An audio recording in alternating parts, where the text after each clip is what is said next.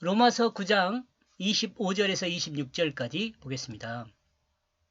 호세아의 그래도 이르기를 내가 내 백성 아닌 자를 내 백성이라 사랑하지 아니한 자를 사랑한 자라 부르리라. 그리고 이와 같이 그 호세아에 의해 말하고 있다. 나는 부를 것이다. 내 백성이 아닌 자를 내 백성으로, 그리고 사랑할 수 없는 자를 사랑할 수 있는 자로. 이제 호세아서 말씀을 가지고 온 것 같아요. 그리고 나는 나를 위하여 이 땅에 씨를 심고 사랑받지 못할 자를 온전히 사랑할 것이다. 그러므로 나는 말했다. 내 백성이 아니었던 자를 향하여 너는 내 백성이다. 그러면 그는 말할 것이다. 내 하나님. 우리를 말하고 있는 것 같지 않아요? 하나님의 목적을 따라 만들어진 그릇은 유대인에게도 있고 이방인에게도 있습니다. 그러므로 하나님은 하나님 백성이 아닌 자에게 하나님 백성으로 부르신다고 호세아 선지자를 통해 말씀하셨습니다. 하나님은 사랑할 수 없는 자를 사랑할 수 있는 자로 부르시는 것입니다. 이것은 사람이 의를 행하여서가 아니라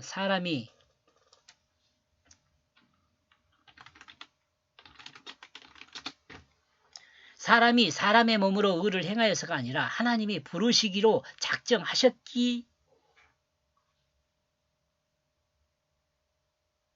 작정하심이 원인입니다. 유대인이 보기에는 이방인이요 하나님이 사랑할 수 없는 사람으로 보이지만 하나님은 작정하심 안에서 이를 하나님의 사랑을 받을 자로 말씀하고 있죠.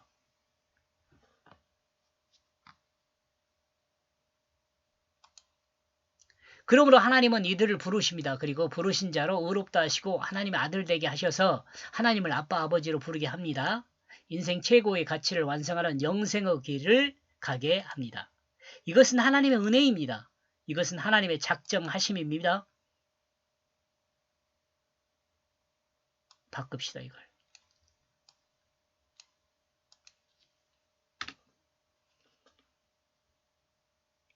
이것에 대해 누가 무슨 말을 할 수 있겠습니까? 26절 너희는 내 백성이 아니라 한 그곳에서 그들이 살아 계신 하나님의 아들이라 일컬음을 받으리라 함과 같으리라. 그러므로 그가 그 자신에게 말하게 된 그 장소 안에 있게 될 것이다. 너희는 나의 백성이 아니다. 거기서 그들은 살아계신 하나님의 아들이라 불리게 될 것이다.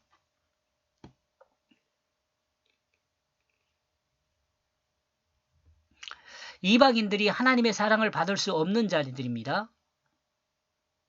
하나님의 작정하심을 따라 하나님의 백성이 되고 살아계신 하나님의 아들이라 불려지게 됩니다. 그런데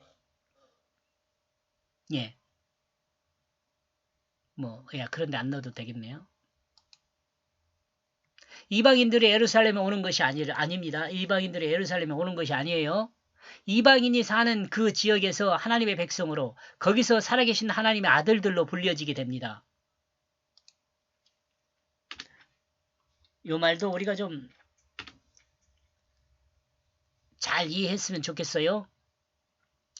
이와 같은 역사는 하나님의 구속의 질서를 따라 이방인과 이방 땅의 복음이 증거되어 일어나는 역사입니다. 이방 땅이 예수 그리스도의 십자가와 부활을 믿음으로 하나님의 그 작정하심 안에서 하나님의 백성이요 하나님의 아들들이 된 것입니다. 이 이방들은 아브라함이 그 믿음으로 의롭다함을 받은 것과 같이 예수 그리스도의 십자가와 부활을 믿음으로 의롭다함을 받는 것입니다.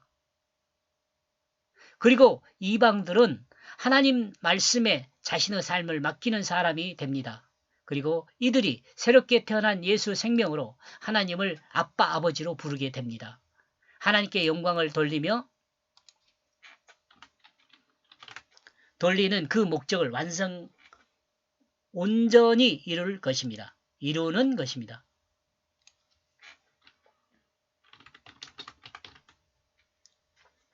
여기까지 25절에서 26절까지 정리를 하면은요.